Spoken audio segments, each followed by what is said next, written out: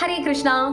ഹൈന്ദവ വിശ്വാസ പ്രകാരം നമ്മൾ ചെയ്ത കർമ്മത്തിന് ഒരു ഫലമുണ്ട്. അത് നല്ലതായാലും ചീത്തയായാലും ആ കർമ്മഫലം അനുഭവിക്കാതെ, അത് ഏതെങ്കിലും യുഗത്തിൽ നമ്മൾ അനുഭവിക്കാതെ നമുക്ക് ഈ ഒരു കാലചക്രത്തിൽ നിന്ന് രക്ഷപ്പെടാനായിട്ട് സാധിക്കില്ല. ആ ഒരു കർമ്മഫലം അനുഭവിക്കുക എന്ന് പറയുന്നത് ഈശ്വര നിശ്ചയം തന്നെയാണ്. അതിൽ നിന്ന് ഭഗവാനെ പോലും മാറി നിൽക്കാനായിട്ട് സാധിക്കില്ല എന്നതിന്റെ ഉത്തമ ഉദാഹരണമാണ് നമ്മുടെ ഇതിഹാസമായ മഹാഭാരതത്തിൽ ഇവിടെ നമുക്ക് മനസ്സിലാക്കാനായിട്ട് സാധിക്കുന്നത്. കുരുക്ഷേത്ര യുദ്ധത്തിൽ തന്റെ 100 പുത്രന്മാരെയും നഷ്ടപ്പെട്ട ഗാന്ധാരി, അതിനൊക്കെ കാരണം ഭഗവാൻ ശ്രീകൃഷ്ണനാണ് എന്ന് മനസ്സിലാക്കി ശ്രീകൃഷ്ണനെയും അദ്ദേഹത്തിന്റെ കുലത്തെയും വളരെ വലിയ രീതിയിൽ ശപിക്കുന്നുണ്ട്. യാദവ കുലം മുഴുവനും മുച്ചോടും നശിച്ചു പോട്ടെ എന്നതാണ് ആ ഒരു ശാപം.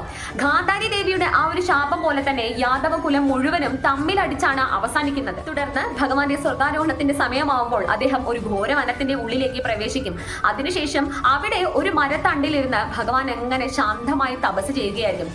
ഭഗവാന്റെ അതിമനോഹരമായ കാൽപാദങ്ങൾ, അതായത് താഴേക്ക് വീണ് കിടക്കുന്ന ആ കാൽപാദങ്ങൾ കാണുമ്പോൾ ഏതോ ഒരു പക്ഷിയാണെന്ന് കരുതി ഒരു വേടൻ അമ്പ് ചെയ്യും. ആ അമ്പ് ചെന്ന് പതിക്കുന്നത് ഭഗവാന്റെ കാലിലൂടെയാണ്.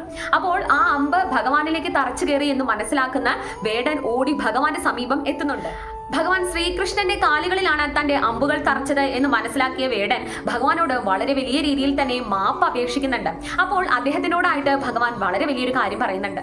ഭഗവാൻ ആ വേടനോടായിട്ട് പറയുകയാണ്, ഒട്ടും തന്നെ സങ്കോചപ്പെടേണ്ടതില്ല, ഞാൻ അനുഭവിക്കുന്നത് എന്റെ കർമ്മഫലം മാത്രമാണ് എന്ന്. കാരണം ത്രേതായുഗത്തിൽ അദ്ദേഹം രാമാവതാരം എടുത്ത സമയത്ത് ബാലിയെ വധിക്കുന്നത് ഒളിയമ്പ് ചെയ്തത് കൊണ്ട് തന്നെയാണ്.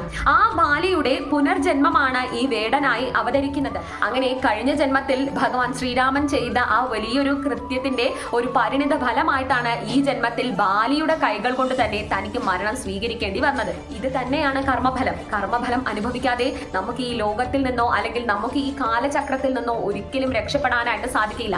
ഈ ജന്മത്തിൽ അല്ലെങ്കിൽ വേറൊരു ജന്മത്തിൽ നമ്മൾ ചെയ്ത കർമ്മത്തിന്റെ ഫലം നമുക്ക് അനുഭവിച്ചേ തീരും. ഇത്രയും വലിയൊരു സന്ദേശമാണ് ഭഗവാന്റെ സ്വർഗാരോഹണത്തിലൂടെ ഭഗവാൻ നമുക്ക് പറഞ്ഞു തരുന്നത്. ഇത്രയും പറഞ്ഞു നിർത്തുന്നു. ഹരേ കൃഷ്ണ.